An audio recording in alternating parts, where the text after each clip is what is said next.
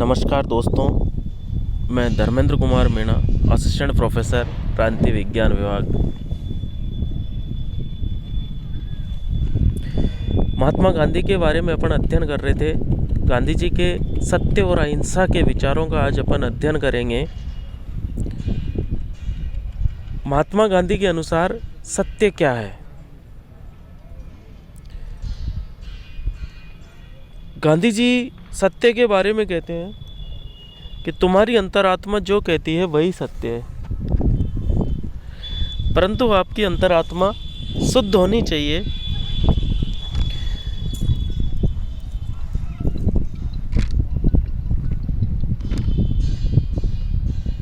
गांधी जी का प्रसिद्ध कथन है, सत्य ही ईश्वर है, ईश्वर ही सत्य है।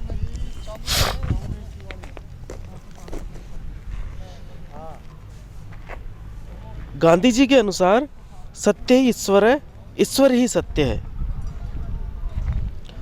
सत्य को गांधी जी किस रूप में परिभाषित करते हैं कि तुम्हारी अंतरात्मा जो कहती है वही सत्य है, परंतु इसके लिए अंतरात्मा शुद्ध होनी चाहिए।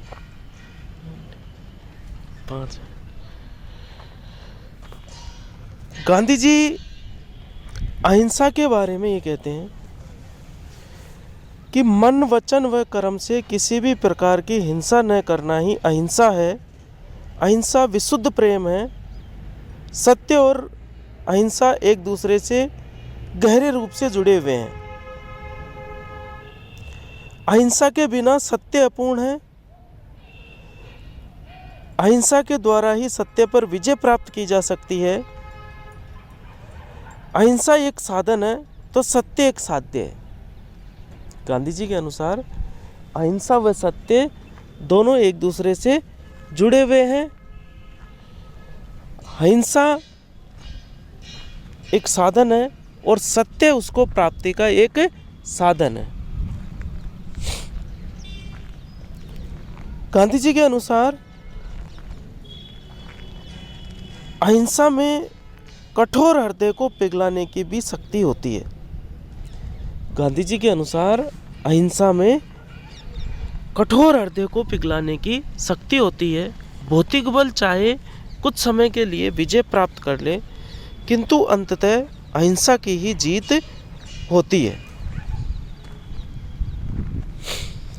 गांधी जी अहिंसा के 3 प्रकार बताते हैं: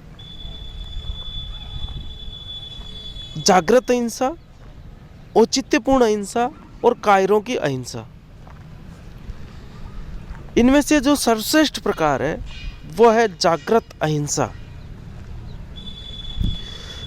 जागृत अहिंसा अहिंसा का श्रेष्ठ रूप है, जिसे साधन संपन्न व बहादुर व्यक्ति अपनाता है। जागृत अहिंसा अहिंसा का श्रेष्ठ रूप है, जिसे साधन संपन्न व बहादुर व्यक्ति अपनाता है। इस बहादुर व्यक्ति को अहिंसा में पूर्ण आस्था होती है। जागृत अहिंसा को वीर पुरुष दुखद आवश्यकता के कारण नहीं, बल्कि नैतिक धारणाओं में दृढ़ विश्वास के कारण ही अपनाता है। गांधी जी इसे ही वास्तविक व सच्ची अहिंसा कहते हैं। इस अहिंसा के सफल होने की, इस अहिंसा के मार्ग, इस जागृत अहिंसा के मार्ग को अपना के सफल होने की 100% संभावना है। संभावना नहीं, 100% संभव विजय प्राप्त की जा सकती है इस जागृत अहिंसा को अपना के। गांधी जी के अनुसार तो अहिंसा का श्रेष्ठ रूप है ये जागृत अहिंसा। दूसरा है औचित्यपूर्ण अहिंसा। यह निर्बल व्यक्तियों की अहिंसा या निष्क्रिय प्रतिरोध है। इसमें नैतिक विश्वास के कारण नहीं, वरन निर्बलता के कारण हिंसा का प्रयोग नहीं किया जाता। यह जागृत अहिंसा जितनी तो प्रभावशाली नहीं हो सकती, किंतु इसे भी अगर सावधानी पूर्वक अपनाया जाए तो कुछ सीमा तक लक्ष्य की प्राप्ति की जा सकती है। औचित्यपूर्ण अहिंसा को भी अगर सावधानी पूर्वक अपनाया गया तो इसमें भी कुछ सीमा तक सफल होने की संभावना रहती है। जागृत अहिंसा में 100% व्यक्ति सफल होगा, उस 100% लक्ष्य की प्राप्ति होगी। औचित्यपूर्ण अहिंसा में भी अगर तरीके से अपनाया जाए तो इसे भी सफल हो सकता है। अहिंसा का तीसरा रूप है कायरों की अहिंसा। ऐसा व्यक्ति डर के कारण हिंसा करने का साहस नहीं करता है। डरपोक व कायर व्यक्ति अहिंसा का दम भरते हैं, किंतु इसे अहिंसा नहीं बल्कि कायरों की निष्क्रिय हिंसा कहा जाना चाहिए।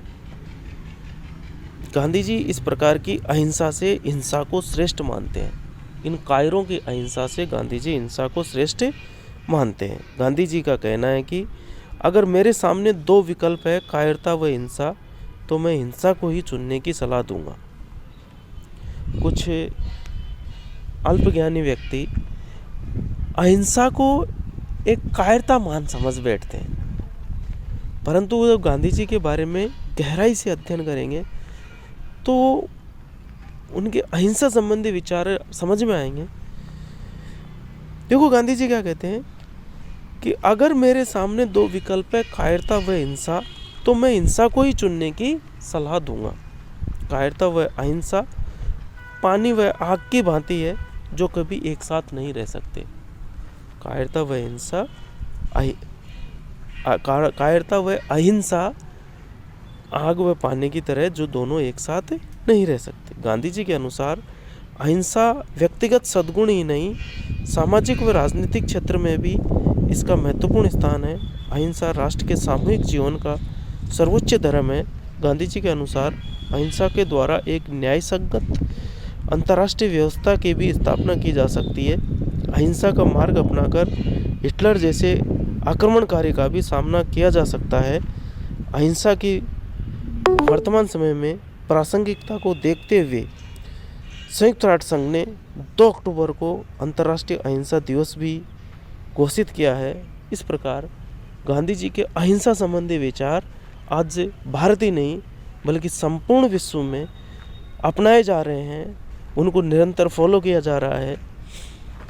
आज यूरोप के देशों में जो युद्ध के लिए हमेशा तत्पर रहते थे, उनमें भी गांधी जी के विचारों को अपनाकर गांधी जी का अहिंसा के रास्ते को अपनाकर विकास का मार्ग चुन रहे हैं।